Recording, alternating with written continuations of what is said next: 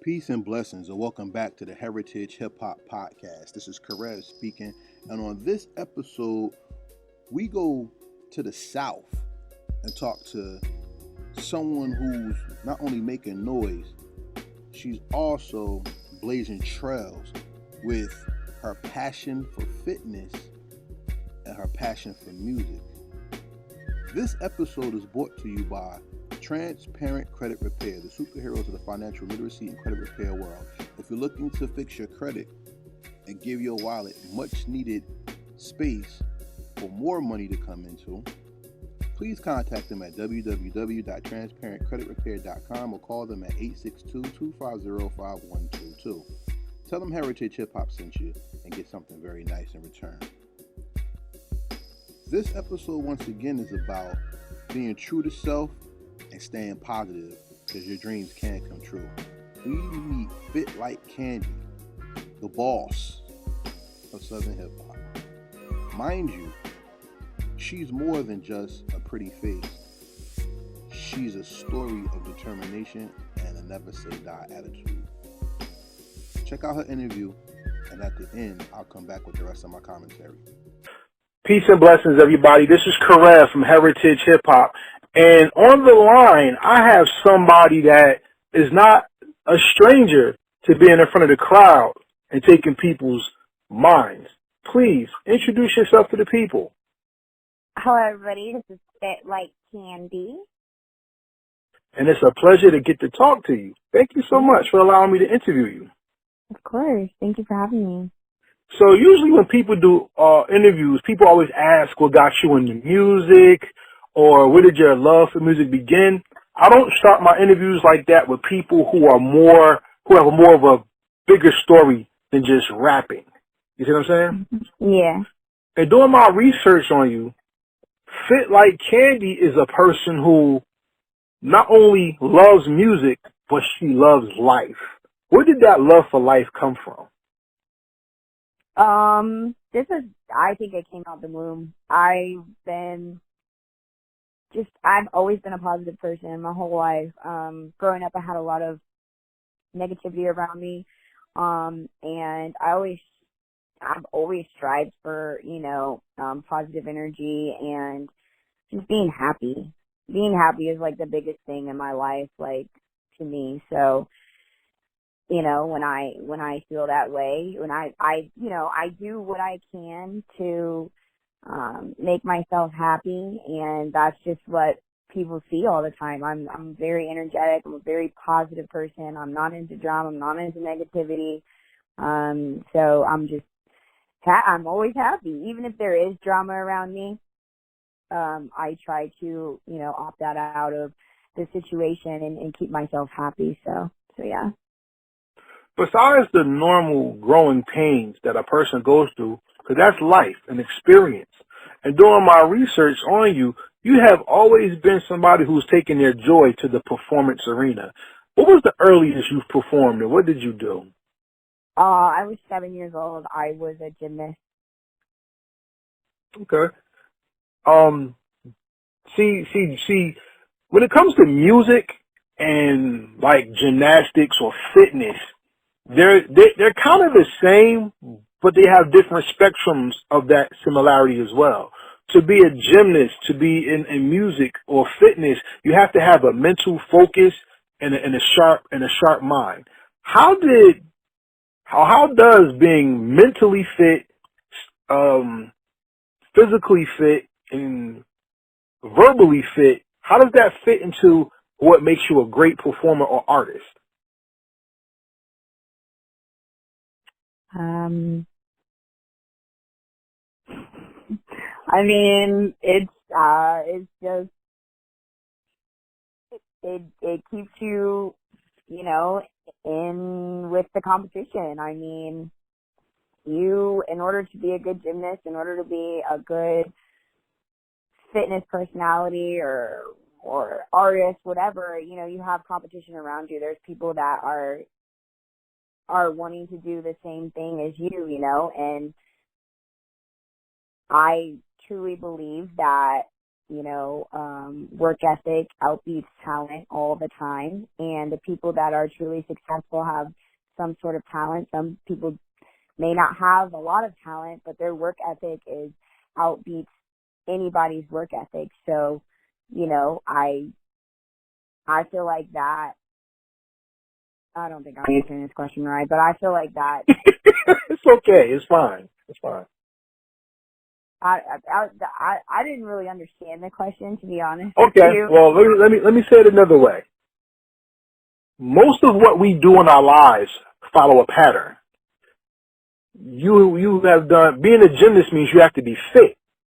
And being a gymnast, going through practice, going through the routines, it means you're mentally sharp. To be an artist, and I give you respect from what I've learned of you, is as an artist, you are a person who didn't just take whatever was given to you, you earned it and you worked at it. So that's a mentally sharp jewel as well. How does being fit as a gymnast, also being fit as a performer, make you like dope? I'll put it that way.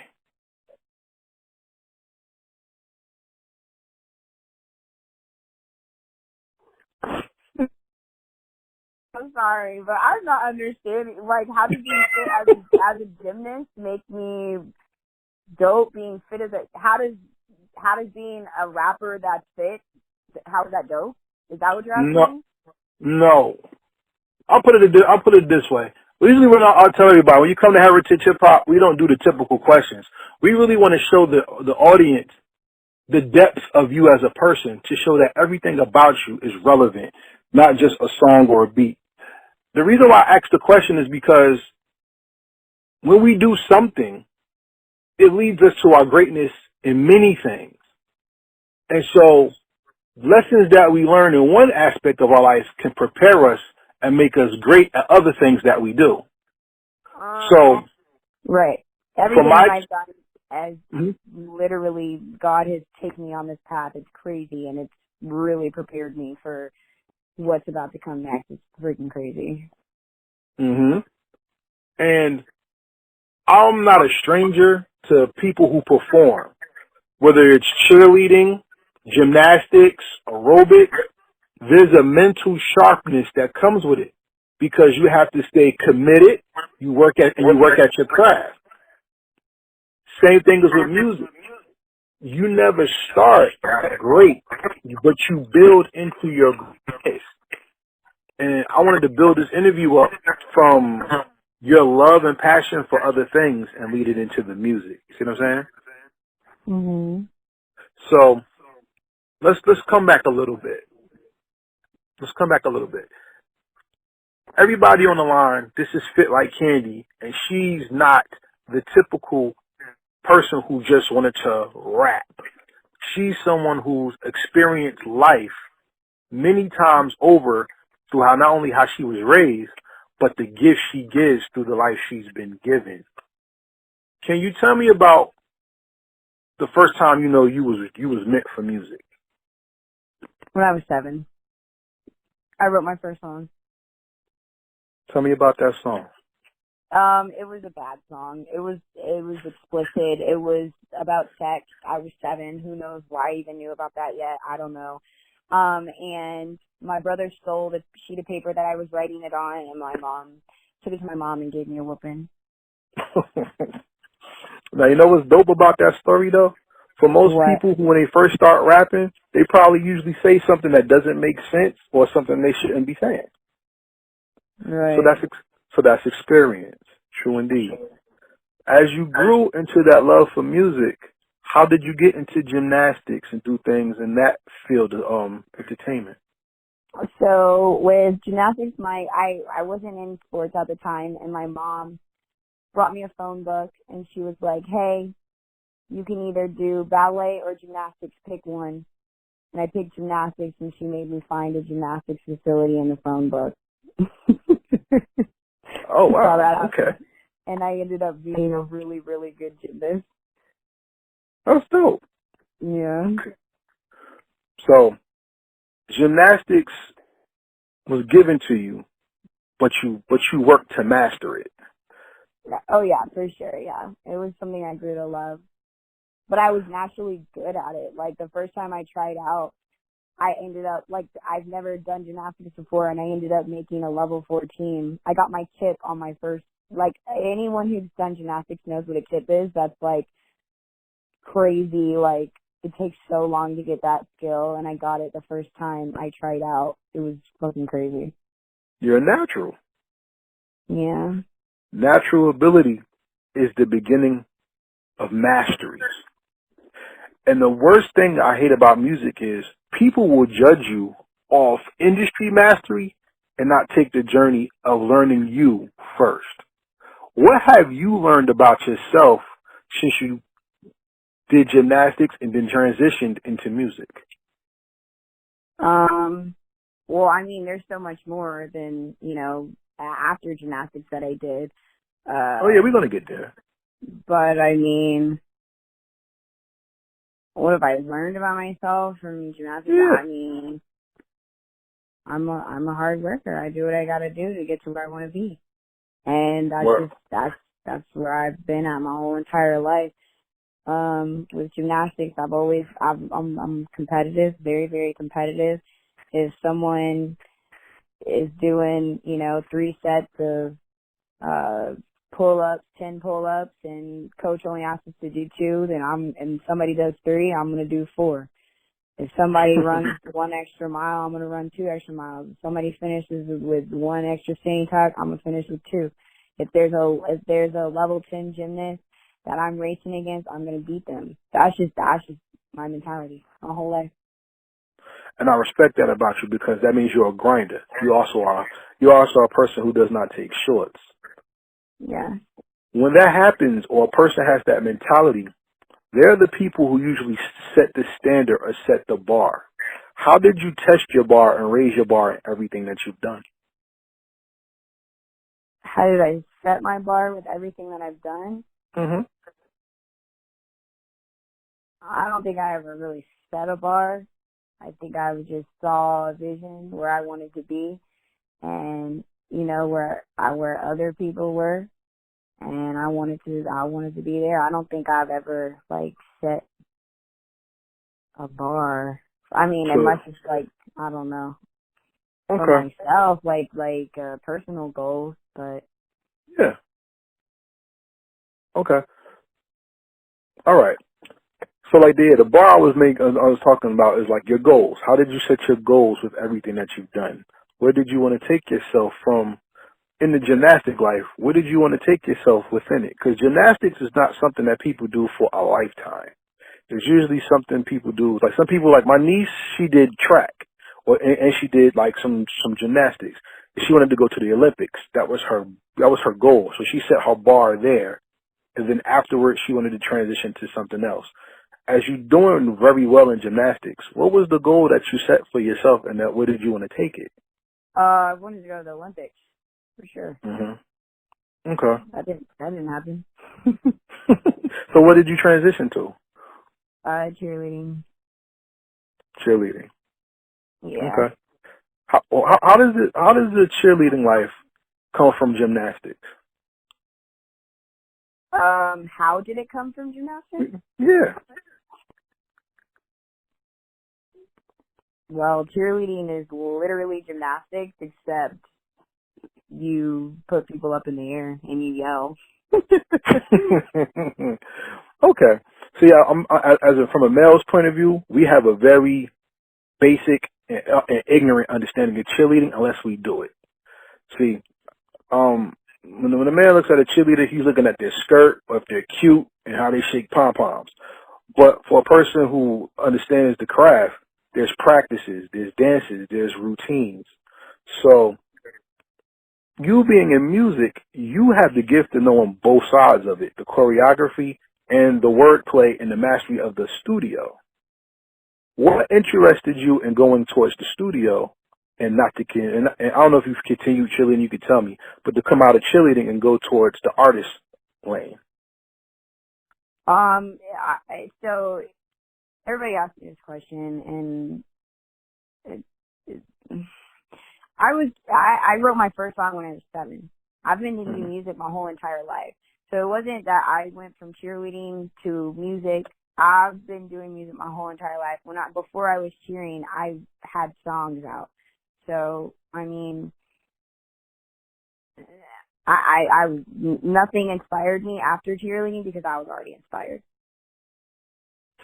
Music was a part of you from the beginning. Now, Right. see, I like Yeah. that. That's dope. That's dope because, unfortunately, when it comes to people's critique, people always think something has to lead to something. And sometimes the thing is just in you, and it comes out the way it does. Right.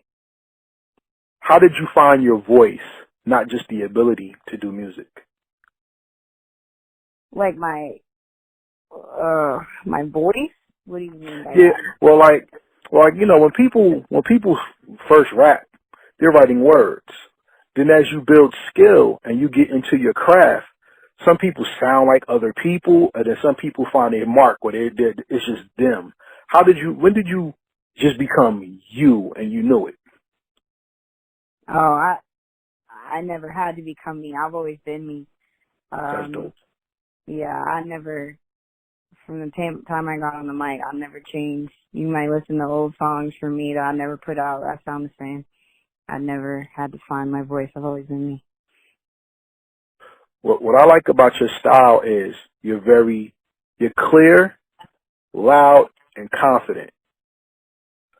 In American society, especially for women of color, those are the things that women have been chastised to be. Or, you know, they're like, black women, unfortunately, are too loud, or they're too bossy, or they're this or they're that. And there's always a stigma to try to break somebody down. Tell me about why you never let anybody break you down and you owned it in your style. I'll never let anybody break me down because for what? I told you I'm a happy person. I'm a positive person. I've always been that way my whole life. So there's been a lot of people that come at me with negativity and negative comments and stuff, but that doesn't mean anything to me because I know where I'm headed. I know where I'm going. So like I've always had that FU mentality. Like if you're not coming to me on anything positive, then what are we talking about? I don't even want that type of energy in my life. I've never let that kind of stuff get to me. I mean, no, I'm capping. I really have, but you know, you learn to just let it go. Yeah. I'm a preschool teacher by trade, right? So Yeah. the little girls that's in my class, I make sure we always build them up with positivity. You see what I'm saying? Mm-hmm.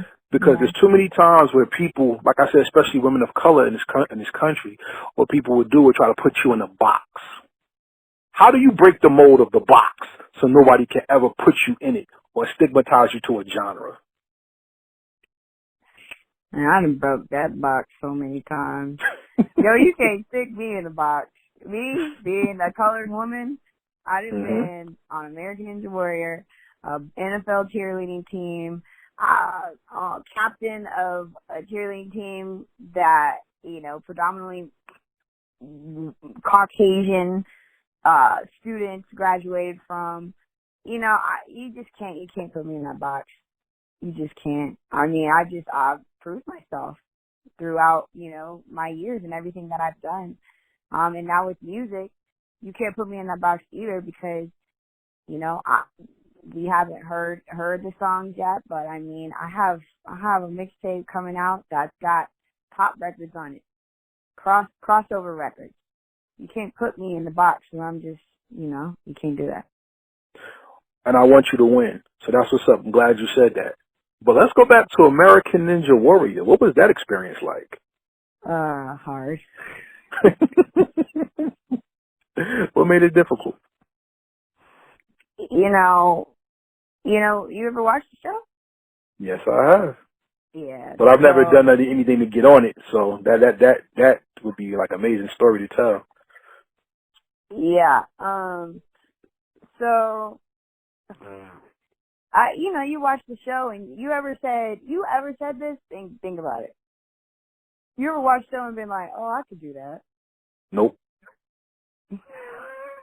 I'm humble enough to know that people work to get on that show. You're one of the few. There's a small percentage of the world that is gonna say, "Nah, I can't do any of that shit." But a lot of people, there's at least one thing that you see on American Ninja Warrior, and you're like, "Oh, I could do that." And that was my thought process, you know. And I thought I was like ahead of the game because you know I had the background. Like, you flipping and jumping from bar to bar, like, that's what I grew up doing. I know how to do that. And then, you know, I coached a lot of gymnastics teams, and I kind of got back into it. Kind of got back into gymnastics, and so I had a little bit of experience as an adult. And so when I got the call, when they told me I was on the show, I had a month to train. I've never trained before, ever. So I ended up going to a gym out in Houston that specialized in that sport. And that month was hell. I mean, it was just so difficult for me. It was so hard. My hands were cut up, bleeding. I went home crying from practice. It was just incredibly difficult. But I did learn a lot of things. I gained a lot of strength. You know, it was a good experience for me. And then when I actually competed, I did bad. I fell on the third obstacle. Yeah. But I mean, I did pretty good for the girls that were there. A lot of girls didn't make it past the first obstacle. So I mean, I did okay. But yeah, it was definitely an experience, something that I've never experienced before, something that I can always say, you know, I've done, have it on my resume. But it's not as easy as it looks at all. Yeah, that shit don't look easy to me at all. You know what I'm saying? I'm humble enough to know that if people have to train for it, I'm probably not going to do that well on it. You know what I'm saying? Because I haven't trained for it. But shout out to you because, no, that shows that, like I said, once again, from the beginning, that's a mental sharpness and a commitment to greatness that some people talk the talk, but they don't walk the walk. And that's why I enjoy you. That's why I enjoy you as an artist, because in finding out part of your story, I'm like, yo, this person is not just a female who looks good, who just want to talk all goddamn day. You actually you have presence to yourself first. Thank you. Well, you're very welcome, and I love that. Every artist's dream is to be on stage in front of like thousands of people. You've already performed in front of thousands of people. Forget the TV thing. As a cheerleader, what is it like to command the audience when you have those many eyes on you? So much fun. It's so much fun. I know this is what I was born to do because, I mean, even from when I was a child, even when I was in gymnastics, I remember when I was a gymnast, I ended up, the best score I ever got was a bar routine I did. I did so good on the bar routine. The whole crowd went freaking crazy. I landed it, and I wasn't even thinking. And so in gymnastics, when you finish your routine, you have to salute the judge, okay? And so when I finished, I landed my routine, and instead of saluting the judge, I saluted the crowd, like, and the whole crowd went like crazy. And so, you know, it was like, you know, things like that that I just teach from like way back in my childhood. Then in cheerleading and in high school, I just love being in front of a crowd, like, you know, and when you're doing sidelines, you can get more personal with the crowd, whereas, you know, when you're out on the field, you're on the big field and there's like 72,000 people looking at you, it's a little bit different. But when you're right in front, where those people that have like the seats that are super close to the field, you can get really personal, and you can kind of flirt with the crowd, you know, and have a good time with them. And it's definitely an experience. It's so much fun. It's not for everybody. Not everybody feels comfortable doing that, but for me, it's just, and it's more than just being, you know, in front of a crowd and having fun with them. It's, you know, we had other things. We had different appearances that we had to make. You know, you have to be personable. You know, when you're out in the, what do you call those things? Oh, like the skybox or whatever, you know, the suite. When you're in the suite, you know, you have to be able to talk to people. You have to make people smile, signing autographs, you know, things like that, making people feel good, speaking to kids. So it was an amazing experience, you know. I had a great time doing it for sure. You came out the womb a superstar. And but see, that's the thing that I like, because some people, they're not born ready, they get ready. Right. You being born ready, it was just a matter of time until you found your niche. So you went into your thing. But from what I understand, you have so many niches that, once again, you can't be put in a box. You are an expressionist, correct? Yeah, that's very true. And a lot of people try to put me in a box, and that's annoying. Well, we're not going to put you in a box. We want you to create a box today. Because usually when people think of a box, they think of something being closed in. Life is a classroom without walls. So you're always going to be in something, but it doesn't mean you have to stop there. Let's talk about your music right now. Okay. What helps you create? Does the beat speak to you, or do you come prepared to attack a beat? Beat speaks to me for sure. Beat speaks to me. I can't, you know, it's just, I have one song right now that I had, and it was only a verse that I actually had, like, I was like, ooh, I have a verse that can fit this. You know, sometimes I'll write verses in the dark in my room and stuff, and it's very difficult for me to just, because when you write verses, it's like, it's not real. Like, it's real, but it's like not the same as when you're just there and you hear something and it just comes out of you. Like, that's just pure and genuine, I feel like. Okay. So when you hear the beat, does the beat draw you into memory mode to write from experience, or do you write from inspiration? What do you mean memory mode? Like, isn't experience and inspiration kind of the same thing? No. Because inspiration can be embellished. Inspiration can be fictional, but experience is just your real life.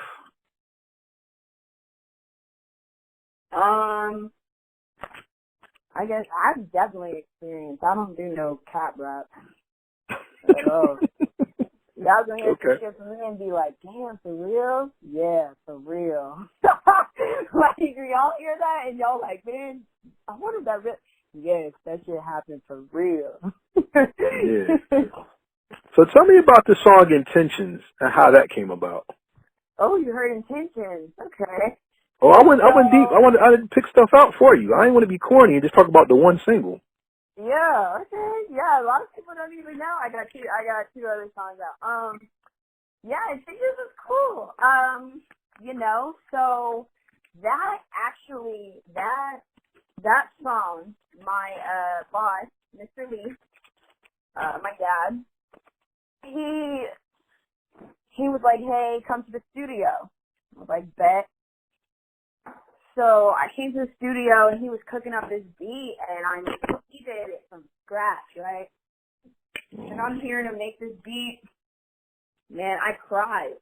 Legit tears coming out of my eyes when he made that beat. Because it was just so beautiful. I don't know. It was so beautiful.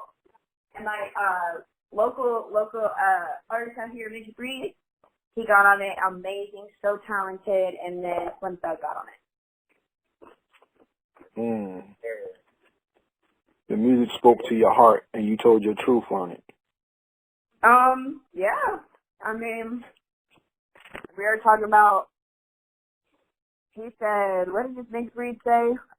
Best sex, best shit, last time best sex shit. So I was going to be talking about sex. So I was like, I just want to lay up in the bed, you know. So it just, I don't know, it just came out of me like that.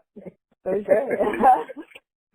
I respect that because usually when I interview people, and I'm sure you could tell, my questions are not regular. So when I ask somebody something, Definitely and not, because I was prepared for the same fucking questions that I get every single time, and then you hit me with some shit. I was just like, what are you talking about? Like, well, like I said, all right, so let me tell you a little bit about me to go back to the song.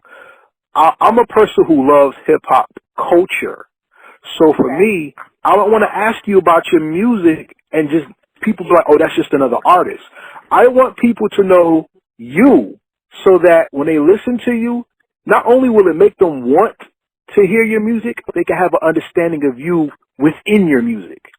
right. If somebody won't listen to you, then fuck them. They're not meant for you. But I believe since you have this talent, you are meant to be heard. So I want people to get an idea and understanding and respect you first, even if they have not heard your music. You see what I'm saying? Right, yeah. So in understanding that, right, when I heard Intentions, I was like, okay, this girl, wow. Oh, yeah, for sure. Yeah, I mean, listen though. Like, okay, the only time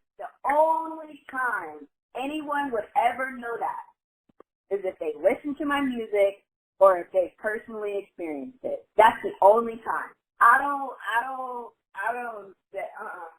like doing that. I feel like that's like sacred. You know what I mean? So, Mm-hmm. yeah, that's the only time you're gonna hear that. And even when I say it, like, even a lot of the stuff I say, sometimes I try to disguise it. Like, I don't try to be all, like, crazy with, let me spit on the dick, like, type shit. Like, I don't want to be like that, you know?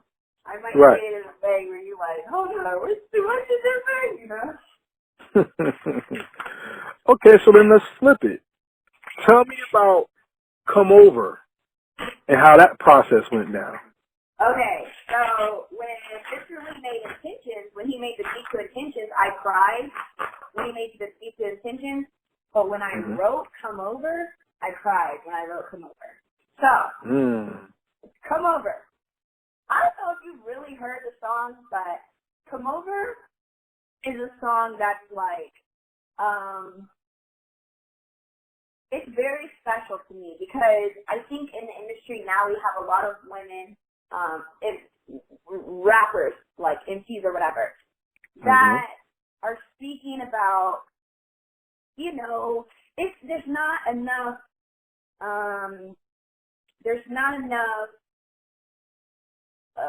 like appreciation for our men. Okay, so I feel like that, like, especially coming from like a female like rap perspective, like I don't feel like there's a lot of appreciation. I feel like there's a lot of like downing them. Hey, I'm gonna take his money. You're gonna trick off on me. Pay these motherfucking bills. You know. I feel like there's a lot of that.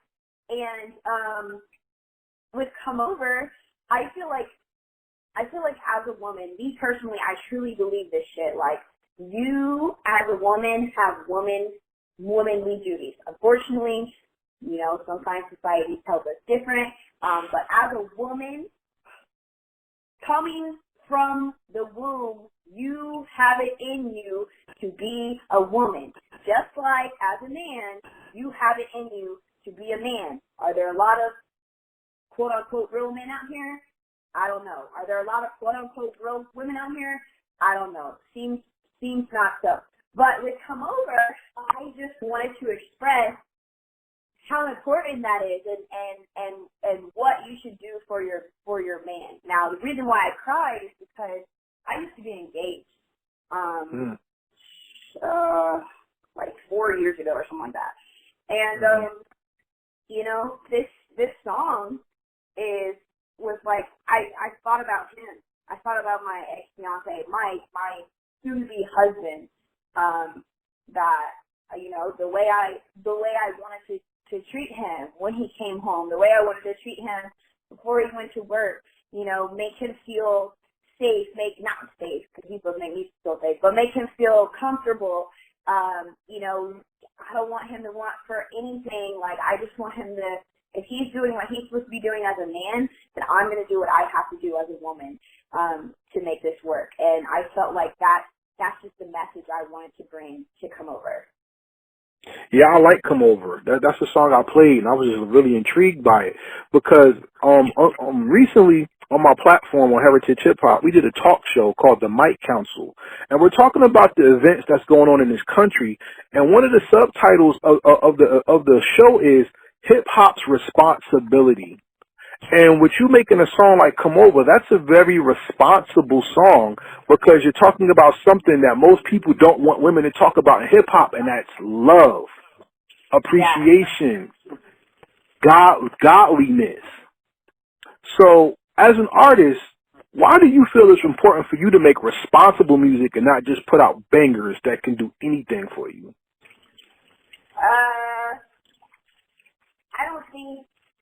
I don't think it's like, it's just what comes to your heart. It's not even like, I have to do this music so it makes the Billboard chart. It's just, I make music because it's what I feel in my soul.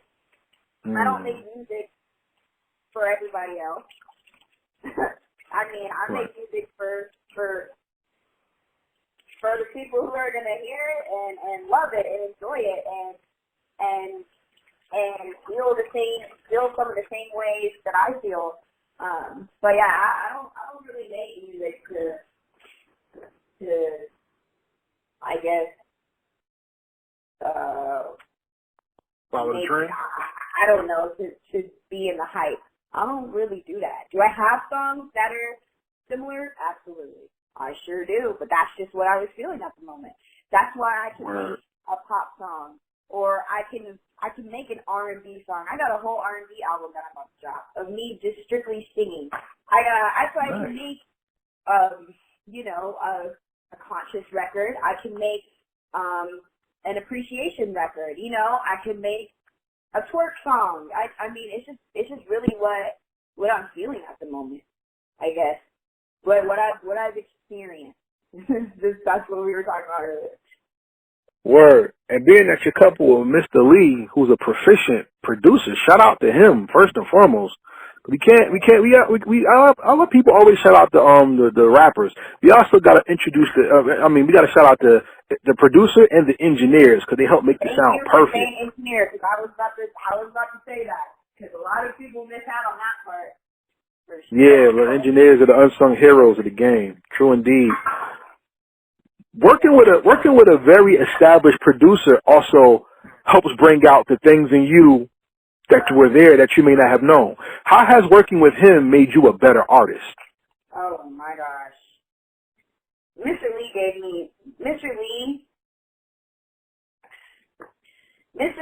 me who I am, man. I mean, you can't say he made me who I am because I was who I was, but I mean, without Mr. Lee, I wouldn't have the confidence to do what I do. There's so much negative things that come towards me in this industry, especially being a woman in a male-dominated industry. And before I even met him, I experienced a lot of that. And when I met him, and he, number one, didn't look at me as a piece of meat, and number two, believed in me from, the very beginning, it completely changed. It changed everything. I mean, I was confident before, but after he co-signed me, it was over with. Y'all was over with. I was like, Mr. Lee? You know what I mean? Mr. Lee, me? I thought, I didn't even have a song out yet, and he was co-signing me. It was just crazy. So, for sure, yeah. I mean, that completely changed everything, to be completely honest with you. It made me 10 gazillion, million, trillion times more confident than I was prior to meeting him, for sure. Word. Now you're out in Texas right now. Is that that's your operation base, right? So what is the Texas hip hop sound, and how are you contributing or changing it? What is the Texas hip hop sound? Sure. Oh,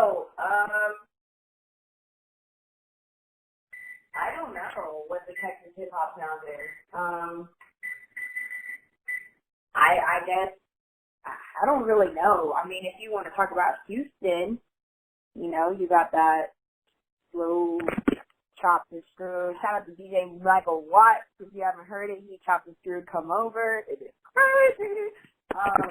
Send it to me. I want it. I'll send it to me. I want it. Yeah, he chopped and screwed Come Over, and I love Mr. Lee. I love DJ Michael Watts. I don't know which one's better. That's how good that shit is. It's so good. So let's see. I mean, I'm not sure that the Texas sound. That's a hard one for me. I'm not sure. I'm not really one to kind of like. Only time I study up on artists is when I'm like paying homage. I have a couple songs where I'm paying homage to a couple artists, and that's really the only time I'll study up on a sound is when I'm trying to you know, kind of get some inspiration.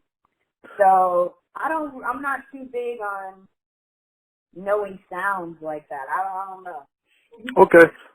You said something interesting though. You say you when you pay homage. Who has inspired you, and who do you pay homage to? There's a couple songs that I paid homage to people on. I have a song called "I Got My Own." I cannot wait to drop this record. Sorry, I'm seasoning my chicken. I can't wait to drop this record. If we want to talk about sounds, it has like that East Coast feel to it. Okay. And it was paying homage to Biggie. So the first line was Super Nintendo Sega Genesis. That's the first line of the song. So like I studied Juicy for a couple days before I wrote that record. And yeah, I love that record. Part of the genius of Mr. Lee is on your first single, he used a well-known music chop for your beat. That was the same chop Lil Jon and the Eastside Boys used in B.I.B.I. You know what I'm saying? So for somebody who's seasoned in music, that sound catches you like, oh, Junk, I know that, and they want to hear what you do. But just the same way for a new person who doesn't know that sound when they hear you, that catchy bounce introduces them for what's to come later. Right. My question to you is, you said the music talks to you, but how do you find that energy to destroy your beat, not just the beat, you on a beat? How do I find the energy to destroy the beat? Well, let me give you some subcontext. Wait. When I say that, it's like this. You ever heard a song where somebody's on the song, but it doesn't sound like they're on the song, they're just a part of it? You know what I'm talking about? You gotta give me an example. Well, okay. You ever went to heard somebody who's trying to get into the business, or they get on a song and like you could forget they're on the song? You ever had that? It's not a major artist. No, it's a major artist that flunk major songs too. Nah. But like okay, let's just keep it to you. Your first song, Boss, right? Right. You don't rap on that beat. You own that beat because your voice is part of the instruments of the beat. You see what I'm saying? That's what I mean. So, how do I do that? Well, yeah, you know what's funny? Mm-hmm. People, when I first got with Mr. Lee, they always told me, a lot of engineers, you rap too hard. You're not sexy enough when you rap. You need to do this. You need to do that. And Mr. Lee would get so mad. Mr. Lee would get so mad, and he's like, yo, this is how she raps. Like, she don't sound like nobody else. She don't, you know what I'm saying? He used to get so pissed off at that shit. But now, they're starting to realize, like, oh, shit. Mr. Lee was right. Like, you know what I mean? Yeah, that's just how I rap. I even get it now. I'm not people engineer me now. And I'll be doing, Sorry, I'm sneezing in my chair. I'm sneezing. I'll be doing songs now, and they'll be like, "You're rapping too hard. You're rapping too hard." So like, it's kind of annoying. I'll like ease up a little bit, but after they leave, I delete the verse and I redo it the way I want to do it. But see, that's what I like about you. I like your voice. Because when you rhyme, you don't sacrifice your power to the beat. So you're not overpowered and you're not underrepresented. You're like telling people who are used to the beat, the beat has to catch up to me, not me rap to the beat. You see what I'm saying? Yeah. That's what I like about your voice.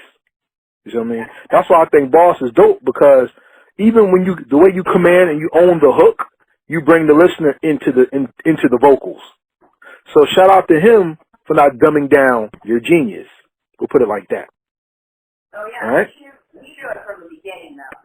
Mr. Lee was not gonna let anybody change the way I do anything ever. He would get mad if I wasn't, using the voice that he knows I have. So sure. And plus you're getting help or aid from a person who's done major recording artists. So what he says goes, and if he believes in you, it's not going to be a dumb down. It has to be your best at all times, correct? Mr. Lee has 40 flats.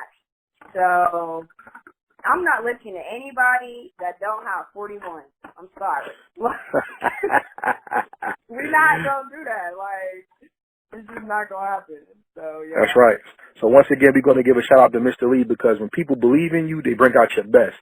People who mold you try to make them think you into little thems, and that's corny, and I don't like that. So back to what we were saying about the music, though. You said something that really hit my heart that I wanted to get back to, and that was how the music had made you emotional. Is doing hip hop or doing music therapeutic for you? Yeah, absolutely. That's the only way I can get over things, through music. My whole life, that's how it's been. I don't watch TV. The only thing I do is work out, get on Instagram, cook, and sleep, shower, release from, whatever that is. And so, all that can be done with music. I don't care. If the only thing I had left was food and music, I would be straight. Like, that's just what I do. I love music. That's what's up. You see, because it's written in the holy books how music has played demons out of people, and in contemporary music is shown how demons have been played into music with music, into people with music. So music is one of those godly things that helps create the norm and create peace in people's lives. So I salute you for finding your peace and doing it. That's what's up. Yeah, for sure. Before we continue on the interview, I would like for you to drop your social medias so everybody knows how to follow you, how to get your music, and then we're going to have some fun. FitLikeCandy is everything. Find me everywhere. FitLikeCandy. All right. Literally. And for everybody out there, when y'all see her, don't perv out, because this is an MC. This is not just somebody that you're going to look at and go crazy over, all right? No. All right, let's be real. So here we go. Now I want to ask you what I call the rapid fire questions. The rapid fire questions are not yes, no questions, because I don't give a damn about what you like to eat. I don't care what your favorite color is. I don't care what's on TV I don't care. That's not what I ask these questions for. These questions are to show the world how deep and dope you are by giving them a part of your mind, your soul, and your heart and your answers. Are you ready for this? Yeah. Here's the first question. What song or album perfectly describes you that you did not make? It comes from another artist.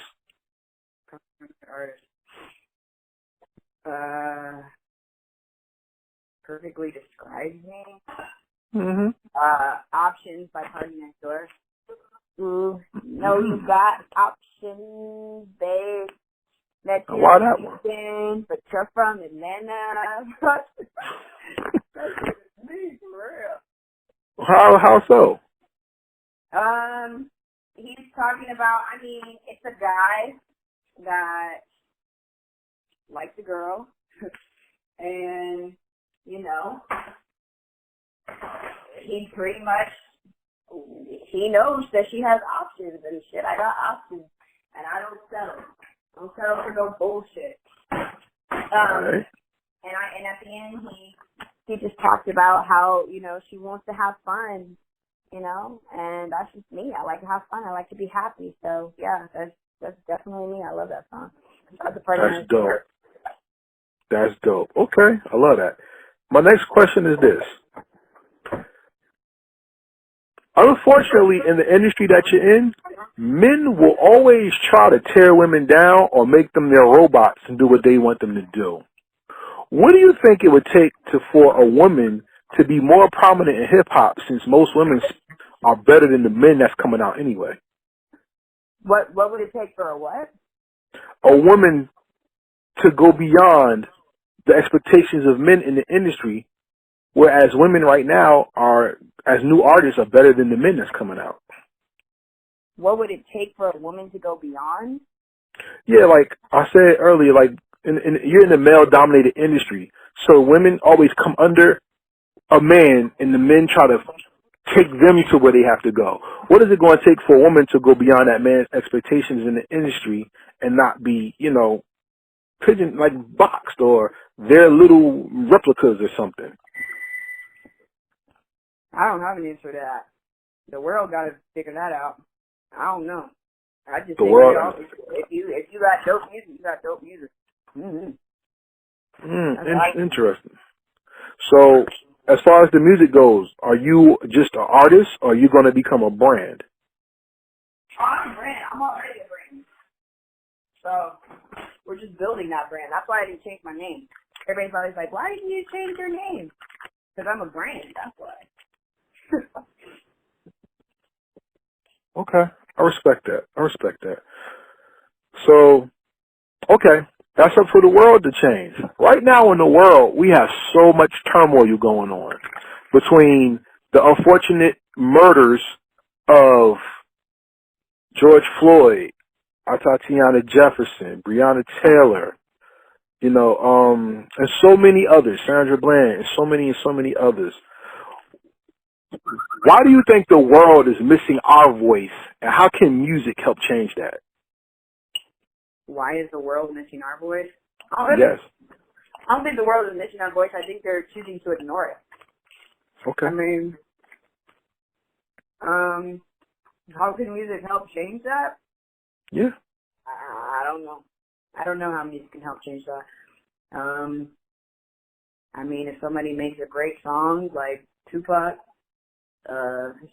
maybe people will listen. I'm not sure, but I don't know. I don't think the world is missing that. I think we're choosing to ignore it. Yeah, see, and I heard an older person say that when you look at a people, you listen to their music to get an idea of the people. And unfortunately, all the people who are gatekeepers of the mainstream media, the only music they put out is music about us that's negative, sex-driven, murder-hungry, or drug-infested. And I hate that. Where does... I don't know. I don't know if that's true. You don't think the mainstream media promotes us in negative lights through music? Are we choosing to make that kind of music though? That's the thing. It's not. We don't have to make that kind of music. We just choose to make that kind of music. I feel like if you got a bop, you got a bop. It don't matter if you're talking about sex, drugs, love. If it's a bop, it's a bop. Interesting. Okay. Well, every perspective is rich, and I enjoy yours. So I ask you this question: in hip hop and music, we usually remix songs. And if everybody doesn't know, a remix is a song where we either put out the same song and change the beat, or we add more people to the song and re-release it to give it more flavor. I'll ask you, what is the greatest remix of all time? Mm,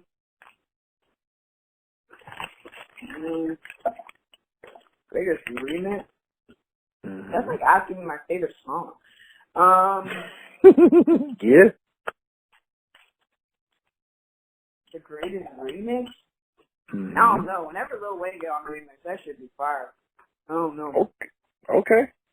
So, just the same way if we put somebody on the song, there's always a guest star or somebody who comes on the song and can just like completely take over a song. The feature. Wayne is the best feature of all time for you? Wayne, just because he's so diverse. Wayne, there's a lot of people that can do a remix. Nah, T-Pain up there too. T-Pain up there too. Well, Wayne can get on the song. Wayne can get on the pop song and kill that shit and be like, dang, he just made that, you know. If people from hood listen to the pop song just because Wayne on it, you know. So I mean, I don't know. Wayne is an influencer, and I love that about him. Interesting. Okay. My next question would be, if you had the opportunity to make your dream song, who would do the beat and who would feature on it? Dead or alive, no limitations. Mr. Lee, Biggie. You and Biggie and Mr. Lee. That sounds interesting. It would be interesting because Biggie had melodic flow with his voice, and you have a very strong, powerful flow with your voice. That would be interesting. Mm-hmm. Okay, this is dope. One thing I want to ask you about the dream of being an artist is hearing your song any and everywhere. What would be your dream scenario to hear your song somewhere? Where would you want to hear it at? Where would I want to hear that? Yeah. My high school reunion. Really? Yeah. What would that do for you? Let motherfuckers know you shouldn't have fucking treated me like shit when I was in high school. You were bullied? I don't know. I guess. Okay. It was an experience. I got you. I respect that. One thing I really wanted to know about you is part of your boss video, you had a theme of class and showmanship. Were you behind the clothes of the video and the look of it, or did that get done for you? Yeah, I was. You was in control of it? Mm-hmm. Okay, so in one scene, you were dressed up with the tuxedo type look, which means you're the star of the stage. The other scene, you had like a red dress on, Jessica Rabbit, sex appeal. Another scene, you were like the dancer because you had the headpiece on. What did you want to capture in that video, and how does that reflect being a boss? A boss. All of them were bossy outfits. Okay. Okay. The one with the red, with the little skirt, sitting on the throne, I'm a queen, I'm a boss. Mm-hmm. The one with the collar shirt, with the little cigarette lighter, I'm a boss. I need money. You know? I mean, there was a lot of bossy outfits, for sure. Yeah, those are all statement pieces, because like I said, even as the entertainer, on the stage, with the people, whatever, you commanded each part of the scene. I want to respect you for that. That's why I asked. So, for everybody out there listening, this is FitLikeCandy, and I want you to go listen to her music. More importantly, though, we at Heritage Hip Hop do not believe in streaming. It's okay to stream, but if she's somebody that you really enjoy, we would ask for you to please purchase the music. Whether you spend $1 for a single, $4 for the EP, or $10 for the album, please put your money down, because if you really like her and her music, the money that you spend ensures that she can make more music for you and build her movement. So please, purchase power means everything. Go buy the music. And with that being said, we're going to go to the last question. I hope you liked your interview. This is the most important question of the interview. FitLikeCandy is a star, right? Right. FitLikeCandy is more than just somebody who does music, though. She's somebody who's going to inspire with her look, her story, and her sound. But unfortunately, one day you're going to pass away. Heaven forbid. I hope it does not happen anytime soon, especially in how the world is right now. Remember about you? That's what you're going to ask me. Huh? What'd you say? What do you want people to remember about you? That's what you're going to ask me. No, that's not what I'm going to ask you. My question is, what is the legacy that you leave behind that made the world better because you did what you did? That's the same question. No, it's not.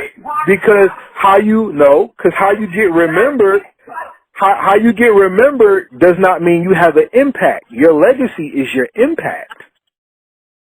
I want people to remember that I'm real. I'm a real person. I've always been real. Everybody that, I've been around, and if, you ever cross me, then it is what it is. That's where our paths just stop. So, I'm a real person. I want everybody to know that. I want to know how important it is to keep it real at all times, no matter what.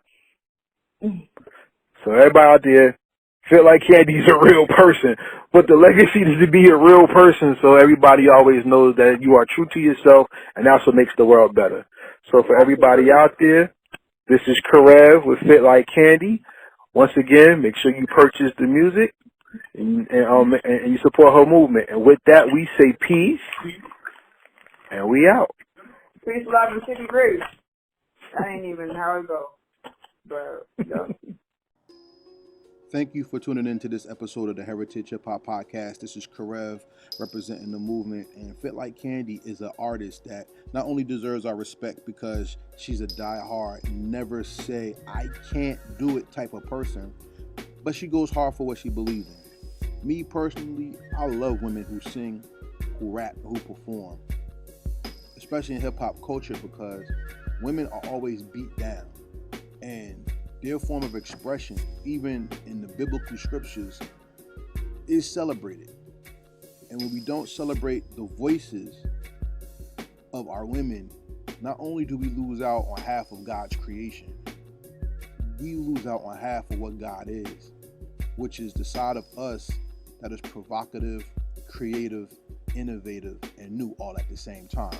So shout out to FitLikeCandy, and shout out to Mr. Lee, a pioneer in beat making in the South, who not only finds good talent, but believes in his talent and pushes them to their best. This episode of the Heritage Hip Hop Podcast is brought to you by Transparent Credit Repair, the superheroes of the financial literacy and credit repair world. If you're looking to repair your credit, please contact them at www.transparentcreditrepair.com, or you can call them at 862-250-5122. We'd like to shout out our other partners. Shout out to Fatty's Place, our virtual assistants. If you would like a virtual assistant to make your social media pop, check out Fatty's Place on Instagram at FADDYSPLACE. Our marketing, promotion, and placement manager, an MC by the name of Fire Jaws, who teaches us it's not getting your stuff out, it's also placing it so it can be seen. He's available for work. If you're looking to make your brand better and to put it out there so people can see it, contact him on Instagram at FIREJAWS. Shout out to Lex Diamonds and Diamonds Entertainment LLC. Shout out to Big A and the Big A Show, which is out right now. You can Google both of them and find them on Instagram and on YouTube. Before we get out of here, we just want to say your support of Heritage Hip Hop is very appreciated and meaningful. Please visit us at www.heritagehiphop.com. You can follow us on Heritage Hip Hop on YouTube. And if you'd like to help us build this brand and get some apparel, we have a store, www.storefrontier.com/Heritage Hip Hop. Get a hoodie, get a t-shirt, get something that makes Heritage Hip Hop a part of you. And we appreciate if you buy the apparel, take pictures and send it to our Instagram page on Heritage Hip Hop so we can support you as you support us. Before we get out of here, one last time, the world is in a very interesting place where people are finally getting their voices heard, and the banana in the tailpipe is happening, where companies are now starting to recognize that people matter and they just want your dollars rather than support your movement. So always ask questions. Where's the money going and who's behind it? More importantly, with people turning up missing or dead in this country, it is important for us to remember their lives by fighting for freedom, but also protecting and looking out for the people who are affected by their loss directly. So to the families of those who have lost loved ones in this time, us at Heritage Hip Hop, we all salute you and we recognize you. With that being said, to everybody out there, we say peace and we out.